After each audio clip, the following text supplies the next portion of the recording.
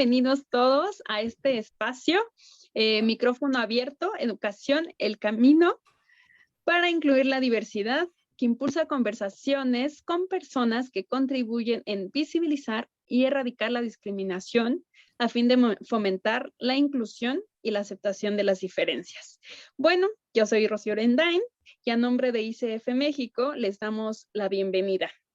Antes de iniciar, queremos recordarle que solo faltan 33 días para que inicie el cuarto Congreso Internacional de Coaching, a realizarse en nada más y nada menos que Cancún, los días 28 y 29 de junio. El Congreso Internacional de Coaching es un espacio único de profundidad y aprendizaje práctico, donde podrán aprender en vivo y muy de cerca de referentes internacionales del coaching y liderazgo. Van a poder establecer estrategias que les permitan generar un impacto en las organizaciones y en el coaching. Así que, si están interesados y quieren más información, contáctenos al WhatsApp 5255 6485 8513. Y bueno, ahora sí, me es muy grato presentar a nuestra titular de este espacio de micrófono abierto. Ella es Carmen Hernández. Carmen es coach PCC, ejecutiva y ontológico. Es la primer mujer ciega en dirigir un área de un capítulo de ICF, específicamente la Dirección de Diversidad, Inclusión, Equidad y Justicia de ICF México. Además, tiene la licenciatura de Relaciones Internacionales por la UNAM. Es promotora de los derechos humanos de las personas con alguna discapacidad que, como ella, han sufrido discriminación y su objetivo es reeducar a la sociedad sobre inclusión. Y bueno, también es un gusto presentarles a nuestro entrevistado de hoy. Él es Roberto Cancino Gutiérrez Rubio. Roberto es psicólogo educativo, cuenta con la maestría en psicoterapia humanista y tiene la ingeniería en comunicaciones y electrónica por el Instituto Politécnico Nacional. Él adquirió una discapacidad visual hace 24 años. Maneja el sistema Braille, el bastón blanco y la orientación y movilidad para personas ciegas. Gran parte de su labor ha consistido en apoyar a niños, adolescentes y adultos con discapacidad visual y necesidades educativas especiales. Y bueno, entre lo que destaca, en la Secretaría de Educación Pública, con tecnología adaptada, ha transcrito al sistema Braille libros de primaria. En la Escuela para Trastornos Visuales de Morelia ha impartido clases de computación. En el DIF municipal de Morelia ha dado clases de tecnología adaptada y en la SEP de Morelia es maestro en el aula de medios de un centro de atención múltiple. Además, en 2011 ganó el premio al mérito para personas con discapacidad en el ámbito de servicio a la comunidad, con decoración otorgada por el Estado de Michoacán. Fue catedrático en la materia La discapacidad visual y su rehabilitación en la Universidad Marista Valladolid de Morelia. Imparte cursos sobre el manejo de tecnología adaptada, tiflotecnología en manejo básico de iPhone y VoiceOver en instituciones como Ágora México. Y bueno, desde 2017, en el grupo de WhatsApp que creó llamado La Manzana Azteca, aclara dudas sobre el manejo de dispositivos Apple con lectores de pantalla y con el sistema operativo iOS.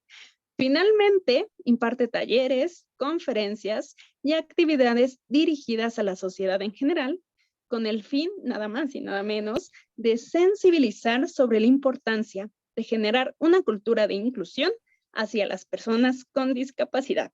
Y bueno, Roberto, bienvenido. Y Carmen, el micrófono ahora sí es tuyo. Gracias, Chío. Muchas gracias. Buenas tardes. Un honor presentarles al profesor Roberto Cancino. Y bueno, pues me gustaría saber ¿cómo defines tú, Roberto, a la diversidad e inclusión? Ok, Carmen. Bueno, la inclusión para mí es toda una actividad o un fenómeno en el cual tenemos que generar espacios que permitan una participación plena y eficaz de las personas con discapacidad, por ejemplo, al igual que el resto de las personas, es decir, personas que no tengan discapacidad. Eso lo que está definido en la Convención de la ONU del 2006. Tiene que ver mucho con generar espacios, con romper barreras, las barreras que pueden ser arquitectónicas, pueden ser de pensamiento, pueden ser físicas, que limitan a las personas con discapacidad a desempeñarse de esa manera eficaz en la sociedad. De hecho, actualmente se considera que la discapacidad está más en esas barreras que hay que vencer que en los individuos como tal. Y la diversidad es esas características que diferencian a cada una de las personas. Es decir, puede ser su forma de pensar, su origen étnico, puede ser su preferencia sexual, puede ser su diferencia de pensamiento o de conducta. Finalmente, la diversidad involucra a todos, tanto personas con discapacidad como personas sin discapacidad. Todos somos personas dentro de la diversidad porque todos tenemos diferencias. De hecho, somos entes que somos diferentes unos de otros, aunque tenemos derecho por ejemplo, servicios de igualdad, como puede ser los servicios escolares, derecho a un trabajo digno, derecho a un espacio donde podamos esparcirnos o divertirnos. Entonces, la diversidad tiene que ver más con estas características individuales que nos hacen únicos. He escuchado términos en algunas partes donde como que encasillan a la diversidad solamente o a personas dentro de la diversidad solamente aquellas personas con discapacidad o tal vez con necesidades educativas especiales o que tienen a lo mejor alguna diferencia en cuanto a su preferencia sexual. Y entonces, de alguna forma siento que eso está volviendo a generar ese problema que se busca evitar, que es encasillar o etiquetar o segregar de alguna forma a cierta parte de la población. Al mencionar que la diversidad son esas personas que requieren nada más inclusión, cuando realmente, bueno, una inclusión pensando en esas características diferentes al resto de la población. Y para mí, finalmente, diversidad es toda la población, tanto personas con discapacidad como sin discapacidad. Claro, muy bien. Eh, y bueno, ¿cómo te gustaría o qué te gustaría que quienes nos acompañan supieran algo más de ti? Bueno, pues aparte de lo que ya mencionó nuestra excelente presentadora, que no escuché su nombre, se me fue, tengo un poquito de problemas de conexión, Rocío de repente se Orendain. ve el audio. Rosy, gracias Rosy. Bueno, quiero que me conozcan, yo soy una persona con discapacidad visual adquirida desde hace 25 años. Bueno, en este año cumplo 25 años de que adquirí discapacidad y quiero que me puedan conocer como un individuo más dentro de la sociedad, sin esas etiquetas, sin esas, incluso en algunos momentos hasta estigmas que se generan en la sociedad, porque lamentablemente tienen una idea errónea de lo que es vivir con una discapacidad, desde el hecho de que hay personas que a lo mejor mencionan que padecemos una discapacidad o personas que a lo mejor consideran que aunque tengamos discapacidad o por tener discapacidad, no tenemos la posibilidad de tener un trabajo o de desempeñarnos dignamente en un trabajo o de aprender, que fueron situaciones que a mí me tocó vivir en algún momento incluso dentro de mi propia familia por ese desconocimiento de lo que era una persona con discapacidad visual, que fue mi caso. Entonces, lo que me gustaría que la gente conociera de mí es mostrarme de tal manera que se me den la oportunidad de que vean que aún con la discapacidad, que solamente es una condición, no por eso nos limita a podernos desempeñar, como les decía, dentro de la sociedad y que tenemos esa posibilidad de ir creciendo también como seres humanos, como personas, con base a nuestra disposición que tengamos para prepararnos, considerando por supuesto también nuestras características individuales. Puede ser que tengamos diferentes grados de discapacidad visual, por ejemplo, pero que hagamos el mayor esfuerzo dentro de nuestras posibilidades para poder hacer la parte que nos toca, ¿no? No solamente esperar que la gente nos pueda brindar algo, que también se agradece ese apoyo, pero también que se nos permita mostrarnos como las personas que realmente somos. Eso es lo que me gustaría que la gente conociera de mí, ¿no? Excelente, pues ya está tu pedido y ojalá y nos escuchen. Ok, Para quienes conocen de este tema, este, explícanos, por favor, cuáles son los principales desafíos tecnológicos cotidianos a los que se enfrenta una persona con discapacidad visual. Ok, creo que dijiste en el aspecto tecnológico cotidiano, ¿sí, verdad? Ajá, o sea, Es que de repente nosotros no los que escucho muy tenemos bien. discapacidad visual, sí, no te preocupes. Las personas que tenemos discapacidad Ajá. visual, ¿cuáles son los principales desafíos tecnológicos del día a día que Ok. enfrentamos?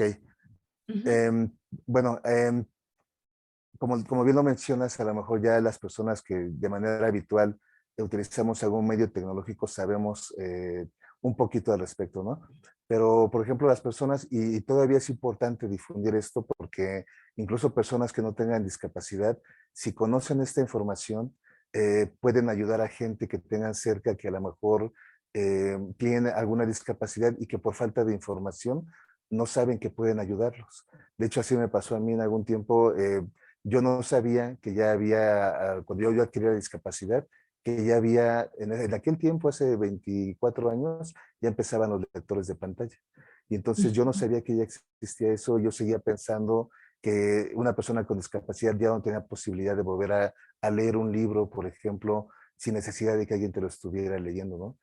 Así me pasó. Entonces, el tener esa difusión o poder saber difundir esto a todo mundo, es muy valioso para que la gente pueda ayudar a alguien con discapacidad, ¿no? Y bueno, pues digamos que dificultades habituales tienen que ver mucho, para la gente que no lo sepa, los teléfonos celulares ahora, todos tienen ya un lector de pantalla. Esto ya viene porque como una condición que se generó a nivel internacional por una fundación que es la World Wide Web Consortium, que es la que definió más o menos las características que debe de tener un dispositivo electrónico para que sea accesible para personas con discapacidad. Y entonces, con base a eso es que ahora hay computadoras que ya tienen incluido un lector de pantalla, también celulares que ya tienen ese lector de pantalla, y que la gente sepa que nosotros con una serie de gestos que podemos hacer, por ejemplo, en la pantalla del teléfono, aunque no tenga botoncitos, porque fue algo que también me tocó a mí en algún momento tener esa duda, yo cómo voy a hacerle si no tiene botones para saber qué debo de oprimir. Sin embargo, con diferentes gestos que hacemos sobre la pantalla, ya sea deslizando los dedos, puede ser deslizando un dedo o dos o tres, y en el sentido que los deslicemos o depende del movimiento que hagamos con los dedos sobre la pantalla, podemos generar diferentes acciones que permiten que el teléfono nos dé información. Y con base a esa información podemos elegir lo que sea necesario para satisfacer alguna necesidad que tengamos, como puede ser buscar información en Internet, entrar a un grupo de WhatsApp para poder pues intercambiar información, etcétera. Entonces, esa es una gran ventaja que tenemos ahora. El problema es que luego todavía hay muchas páginas o muchas aplicaciones que no cuentan con una accesibilidad adecuada para que estos gestos puedan funcionar correctamente con la aplicación. De hecho, hay, yo un ejemplo claro que vivo pues muy frecuentemente son las aplicaciones de los bancos, que a lo mejor visualmente se ven muy bonitas, ponen mucha publicidad de que compres un seguro, de que saques un préstamo para comprar un carro, etcétera, pero no encontramos el botón para tal vez hacer alguna función como pedir nuestros movimientos, ¿no?, que hemos tenido. Y es porque a lo mejor el botoncito ahí está, pero los desarrolladores no le dieron el código exacto o el código adecuado para que el lector de pantalla no lo pueda verbalizar. Y entonces, por más que yo busco dónde está el botoncito para poder saber cuáles son mis movimientos, pues no lo encuentro, aunque finalmente en la pantalla ahí está. Ese es un problema de accesibilidad, que no toman en cuenta los parámetros o los códigos de configuración y de programación adecuada para que un lector de pantalla pueda identificar esa información, que puede venir desde etiquetar un botoncito, ponerle un nombre para que lo dé el lector de pantalla, que ya viene incluido en el teléfono, como les decía, hasta a lo mejor un código que permita hacer una acción realmente, porque a lo mejor nada más al tocarlo, uno ya puede ejecutar una acción, pero cuando activamos el lector de pantalla, todo el ambiente cambia. Y ya necesitamos darle 2 toques a un botón para que se pueda activar como si fuera el Enter en la computadora. Y entonces, lamentablemente, como diseñan las aplicaciones para que solamente con un toque se active alguna acción, nosotros que requerimos hacerlo 2 veces, ya no nos funciona. Entonces son problemas de accesibilidad que finalmente se tienen que corregir y qué es lo que más, yo que eso y el costo también, tanto esa accesibilidad que de repente poco a poco ha ido mejorando, pero todavía hay muchas aplicaciones que falta que los desarrolladores consideren esto, tanto aplicaciones de celulares como páginas de internet, por ejemplo, como incluso en sistemas operativos que, como el Windows, que a lo mejor, aunque ya tiene un lector de pantalla propio que es pues un poco limitado, hay otros lectores de pantalla que ya podemos conseguir, o algunos gratis, algunos se pueden comprar, que tienen muchas más herramientas. Pero si tenemos esa herramienta que a lo mejor es muy eficiente, pero si el sistema operativo no funciona o no se puede sincronizar correctamente con ese lector de pantalla, no nos va a servir de mucho. Y entonces, en esa parte del desarrollo de aplicaciones y de páginas y de dispositivos todavía hay mucho que hacer, ¿no? Hay muchas ventajas, ya tenemos los asistentes de voz como Siri, como dispositivos como Google, como Alexa, por ejemplo, que con pedirles por voz nos ayuda mucho a encontrar información. Pero también necesitamos tener esa, como les decía, ese grado de independencia que yo pueda decidir qué quiero elegir sin tener que pedírselo a un asistente de voz, porque resulta que si luego no tengo internet ya no pude accesar a esa información. Entonces, esto para mí, el costo tan alto que luego tienen estos dispositivos, como esa falta de accesibilidad que todavía está en proceso, lo que nos limita mucho el poder desempeñarnos o poder utilizar los dispositivos de una manera más grata para nosotros, ¿no? Aunque ya tenemos muchas ventajas. Eso también hay que reconocerlo. Claro, grandes, grandes todavía los desafíos que hay para poder hablar de una verdadera inclusión. Eh, Así Roberto, es. otra pregunta. ¿Cómo lograste conjugar la psicología y la ingeniería en comunicaciones para ayudar a personas con discapacidad visual? ¿Cómo lograste conjugar esto? Fíjate que algo que a mí me sirvió mucho, yo desde que iba en la escuela, desde la secundaria, cuando yo todavía veía bien, para mí ya era una duda muy grande qué quería elegir como carrera, si algo relacionado con la electrónica, porque me llamaba mucho la atención, o la psicología. Finalmente, en aquel tiempo, por influencia de bueno, un primo que yo tenía, que él estaba estudiando electrónica, y yo veía todo lo que él empezaba a hacer en su escuela, me hizo inclinarme a mí también por la electrónica. Pero siempre me quedó como ese gusanito de haber también querido estudiar psicología. Pasan los años, estudio yo en el Politécnico Nacional, allá en la Ciudad de México, en la vocacional, la técnico en electrónica, luego estudié la ingeniería en comunicaciones y electrónica, y cuando pierdo la vista a los 26 años, me doy cuenta que todo eso ya no era algo pues muy viable para mí para poderlo ejercer para un trabajo.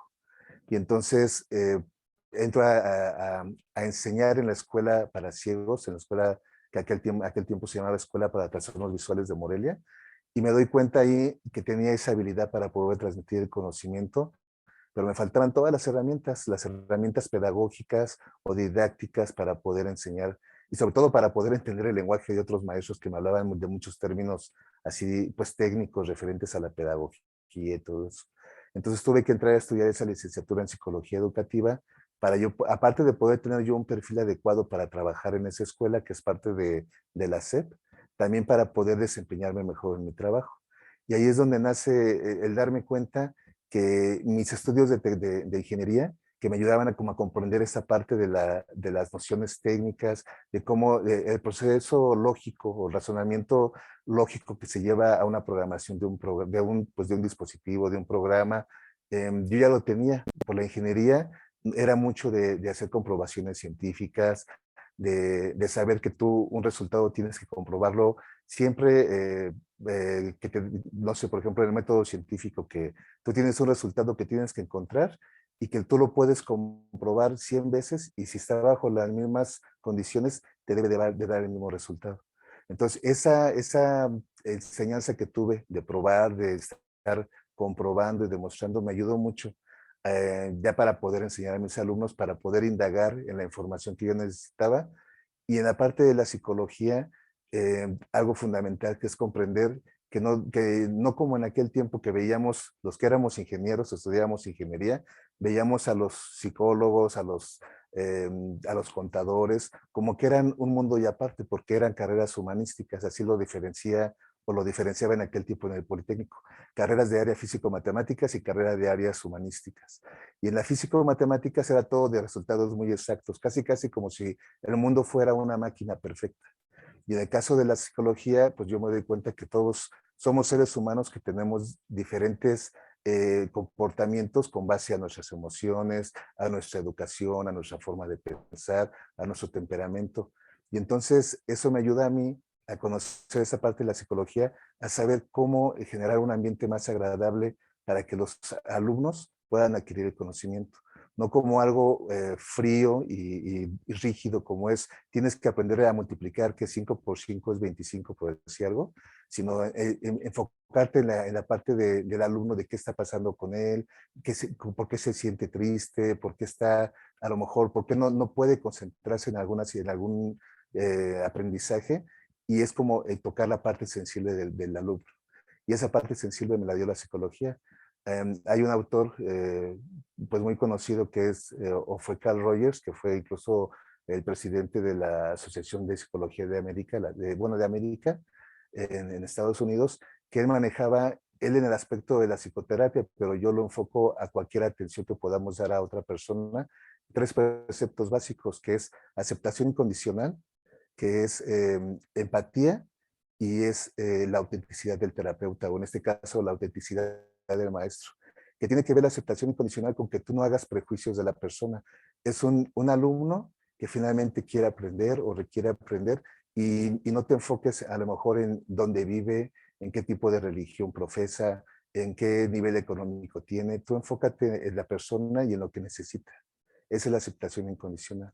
La empatía es ponte en su lugar para ver qué está pasando por él, cómo se siente, si tiene algún problema, para que también eso te ayude a generar ese vínculo más agradable. Se conoce como rapport en psicología, para que la comunicación fluya de una manera más funcional.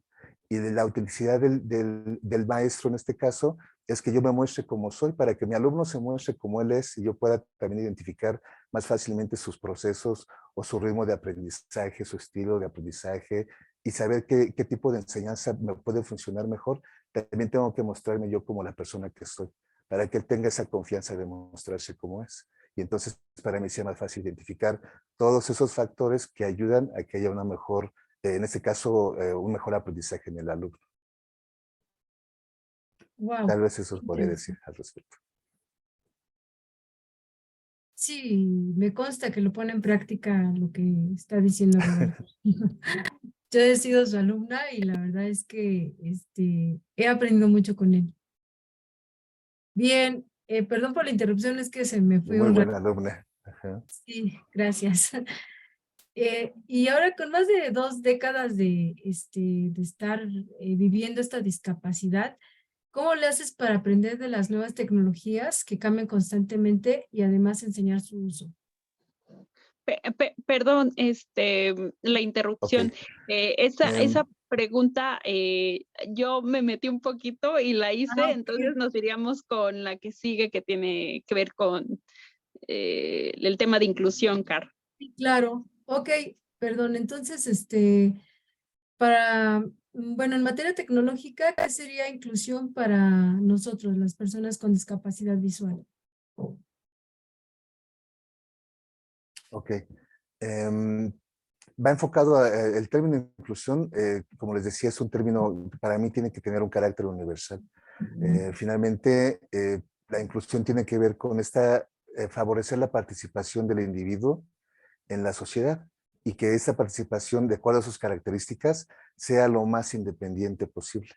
Entonces, en el aspecto tecnológico es lo mismo, es identificar el potencial de cada uno de los alumnos, saber cuánto o de alguna forma ir midiendo cuánto es lo que yo le puedo pedir, o de alguna manera yo puedo esperar de mi alumno, y irlo como que promoviendo para que ejecute diferentes actividades que lo lleven a eso. Es como buscar esa independencia en el individuo hasta donde sea posible, pero también considerando que tiene que tener lo que es la equidad, esa equidad en la educación que tiene que ver con darle a cada quien lo que requiere para poderse desempeñar adecuadamente. Que es, por ejemplo, si es una persona con discapacidad visual, yo puedo tal vez basarme o apoyarme en el sistema braille, aunque sea en un dispositivo tecnológico, que a lo mejor yo puedo ayudarlo a, desde explicarle una analogía entre el sistema braille con algo dentro de un teléfono, de una computadora, que le facilite a él la comprensión de lo que le estoy queriendo enseñar. Como tal vez a lo mejor conocer aspectos de su, pues lo que puede ser también de su vida personal, ¿no? Que tiene que ver finalmente con identificar hasta dónde esa participación, con esa equidad que él tenga. Por ejemplo, como les decía, una persona a lo mejor que tenga una necesidad educativa, no sé, que sea hiperactivo o que a lo mejor tenga una discapacidad motriz, ¿qué puedo yo favorecer para que si no puede mover bien las manos, pueda de alguna forma tal vez configurar el dispositivo, que también eso es importante, y eso también es parte de nuestro compromiso, saber que hay muchas herramientas que luego tenemos en los dispositivos que no aprovechamos. Y tiene que ver un poquito con la pregunta anterior, de cómo buscar esa información es indagar. Finalmente saber que tenemos esa posibilidad de indagar y de hacer pruebas de lo que estamos tratando de encontrar o de para qué sirven las diferentes configuraciones que hay. Por supuesto, teniendo cierto cuidado de no llegar a configurar algo que no sepamos qué puede ser, porque podemos dañar el dispositivo o hacerlo inaccesible. Pero finalmente es como esa indagación nos ayuda a tener herramientas que me permitan a mí saber tal vez cómo configurar un dispositivo para que una persona que no pueda mover sus dedos, a lo mejor por comandos de voz pueda pedirle acciones a una computadora, a un teléfono, o a lo mejor si tiene nada más movilidad o cierto grado de presión en los dedos, a lo mejor ponerle más sensible la pantalla de un dispositivo como el celular. Entonces, todo eso que favorezca esa independencia, lo más que se pueda, y sembrar en ellos también para mí es muy importante, yo porque lo he vivido mucho, esa parte de sembrar en las personas, en este caso con discapacidad visual, que se sientan con esa confianza de poder desarrollar lo más que puedan su potencial, de no dejar las cosas a medias, de no dejar las cosas a como que, bueno, pues ya lo hice así, ya con eso me quedo, cuando a lo mejor puede desarrollar un 50% más que a la larga le va a favorecer en su desarrollo cognitivo, le va a favorecer en su seguridad en sí mismo, en la forma como puede afrontar diferentes riesgos o situaciones más adelante. Entonces, para mí algo importante es eso, afrontar o sembrar esa idea en cualquier alumno de que puede también hacer las cosas por él mismo, de que no se sienta derrotado porque alguien le dice, tú no vas a poder, que a mí me pasó también en su momento, sino saber que dentro de nosotros, si cambiamos ese enfoque de las cosas, si están los dispositivos, están ya las herramientas que nos permiten ir aprendiendo, ir desenvolviéndonos, que las aprovechemos y que tengamos confianza en que entre más aprovechemos esto, más vamos a poder seguir avanzando. Sí, claro, porque no siempre vamos a tener alguien que nos apoye, ¿no? Visual. Entonces, entre más independientes Así seamos, es. pues más libertad vamos a tener y sí, sí podemos manejar nuestros propios dispositivos. Bien, y ahora Así es. las personas que ven, ¿cómo pueden incluirnos o apoyarnos en a, pues sí, a nosotros, a las personas con discapacidad visual?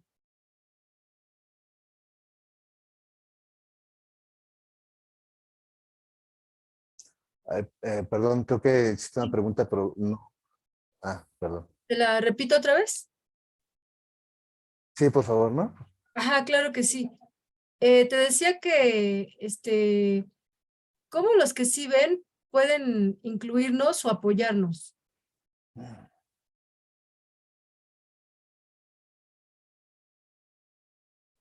Nada más escucho y nos apoyamos. Ok. Ay, perdón, ¿me la puedes repetir otra vez? ¿De qué manera nos pueden apoyar las personas que ven Ya, o ok, incluirnos? ya. Ajá. Gracias. Eso es bien importante, es saber que nosotros podemos ser agentes de cambio de una persona con discapacidad, incluso personas con discapacidad o por supuesto personas que no tengan discapacidad. Em, y para mí es importante eso, no hacer un prejuicio o un juicio previo de la persona, sino darle la oportunidad que se muestre. Y nos podemos llevar grandes sorpresas de qué tanto puede desarrollar, qué tanto tiene características que lo van a ayudar a aprender y ponernos mucho en el lugar de la persona, lo que es esa empatía que les mencionaba. Porque a lo mejor para mí el mundo es muy diferente, desde una forma de cómo yo aprecio el mundo como lo aprecia una persona ciega. Y eso pues lo sabemos perfectamente las personas con discapacidad visual, pero una persona que no tiene la discapacidad visual, que esté consciente de eso, que esté consciente de que no porque yo vea las cosas de una forma, así lo tienen que ver ellos. Entonces mejor me pongo un poquito en el lugar de ellos, tal vez haciendo algún ejercicio hasta como de cerrar los ojos, ¿no? Y decir, a ver, ¿cómo le hago yo? Y eso yo lo hago con mis pacientes, luego con mis alumnos. Les pongo la pantalla del teléfono en negro, totalmente en negro, y le digo, a ver, trata de encontrar los números que ahí tú puedes encontrar si vas tocando. Y hay gente que se desespera, hay gente que a lo mejor se le hace fácil, hay gente que le divierte porque es un desafío, pero también es una forma de que ellos puedan darse cuenta que el mundo es diferente para nosotros.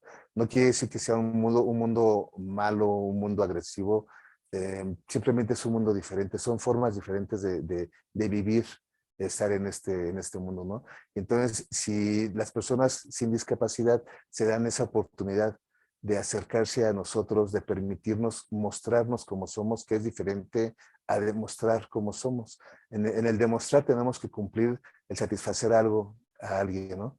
El mostrar es simplemente conóceme quién soy. Así veo yo la diferencia entre demostrar y mostrar. Hay mucha gente que se enfoca mucho en quererle demostrar a los demás lo que puede hacer.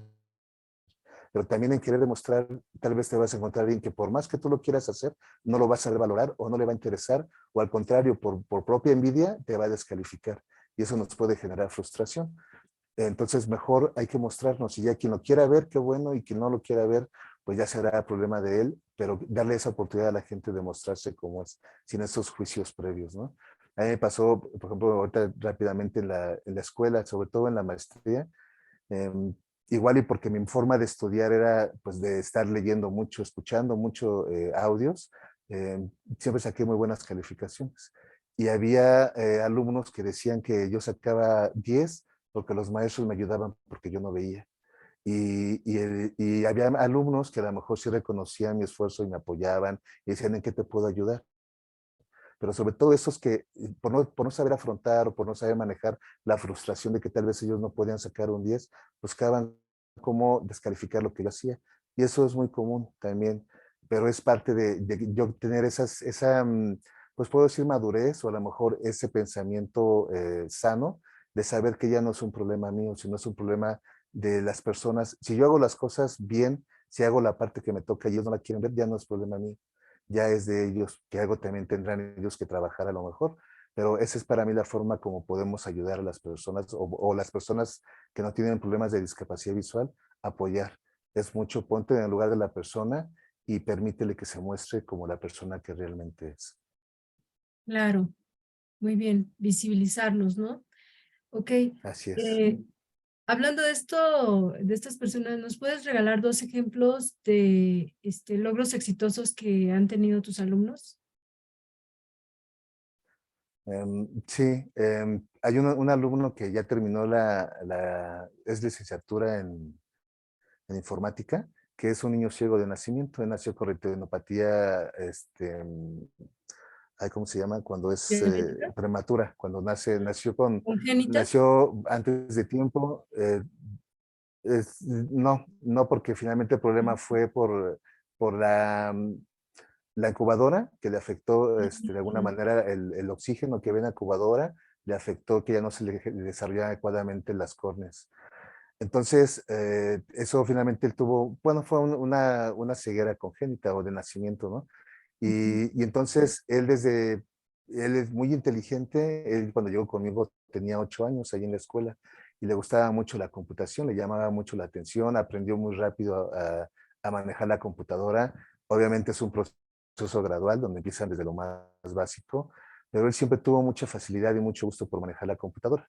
Y conscientes que estábamos en una escuela de educación especial donde a lo mejor no se le pueden dar todas las herramientas, sobre todo en la parte de interacción social, que él podía tener en una escuela regular.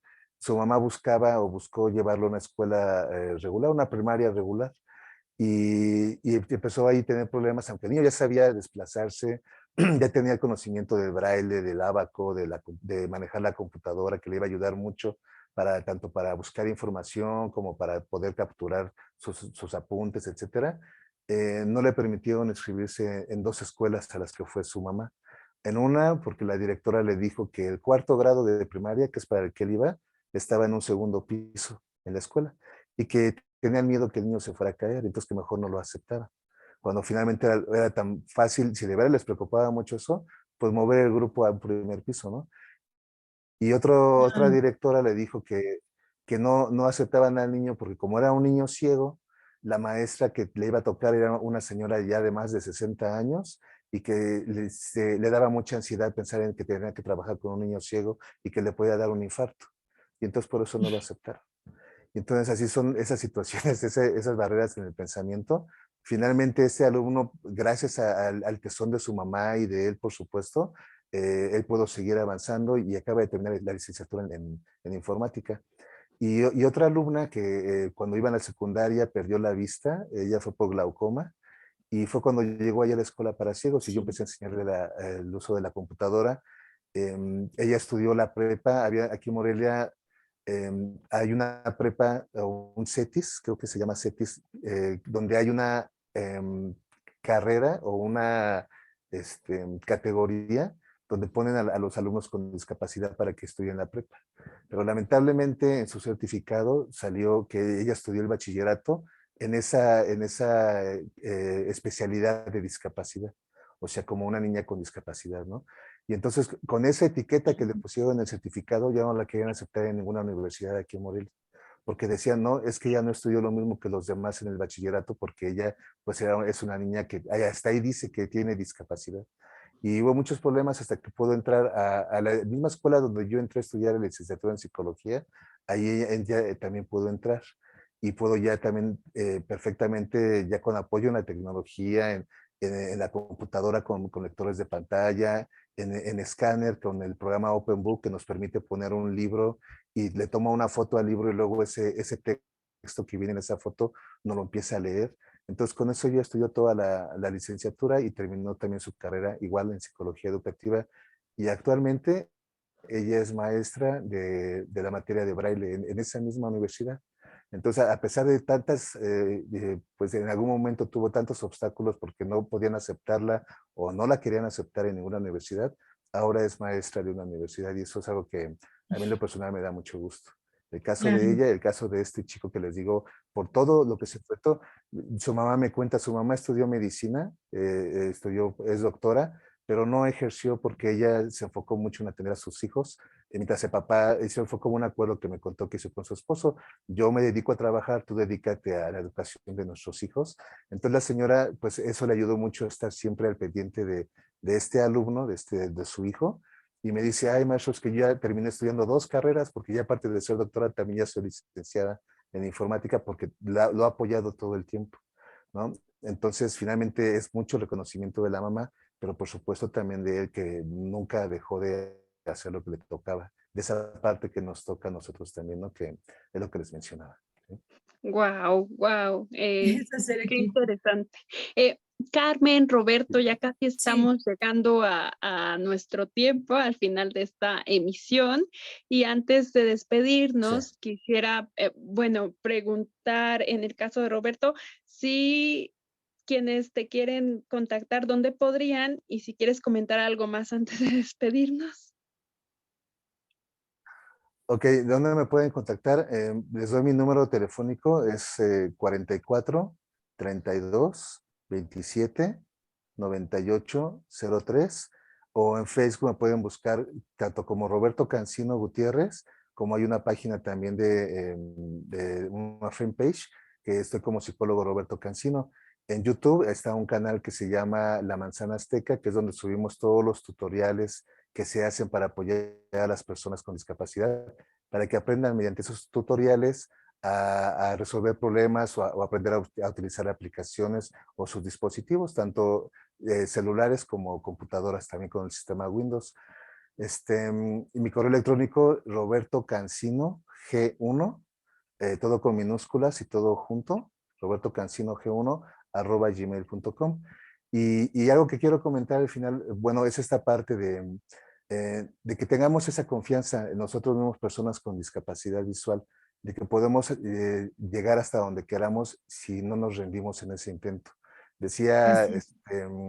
Pablo Coelho, ¿no? Que los sueños solamente se vuelven imposibles cuando dejamos de luchar por ellos. Entonces tengamos esa confianza, una confianza que se tiene que fomentar en intentar hacer las cosas, en aprender a aprovechar oportunidades que tengamos, no autosabotearnos y decir, no, yo porque no veo no voy a poder. Mejor digo, yo lo voy a intentar, porque no pierdo nada en intentarlo. Entonces, esa confianza que vamos adquiriendo en ir obteniendo resultados positivos nos va haciendo fortalecer una autoestima que nos lleva en algún momento a ya no preocuparnos si podemos o no podemos, simplemente en intentar. Y aceptar que finalmente si hacemos nuestro mayor esfuerzo, hay un libro que se llama Los 4 Acuerdos, que es de Miguel Ruiz, donde nos habla de 4 secretos básicos para que podamos ser felices en el mundo. Uno de esos 4 acuerdos, junto con no hacer suposiciones, no tomarse las cosas de manera personal, uno es hacer las cosas lo mejor que podamos. Y aquí, si yo hago las cosas lo mejor que yo pueda, si doy mi máximo esfuerzo, si yo no llego a conseguir lo que yo esperaba, por lo menos me queda esa satisfacción, que yo lo intenté y que no dejé de hacer lo que me tocaba a mí, ¿no? Igual hay una frase que dice que si quieres que una flecha llegue a la luna, tienes que dispararla como si por lo menos quisieras que llegara al sol, para que en ese camino, si no llega hasta el sol, por lo menos caiga en la luna, ¿no?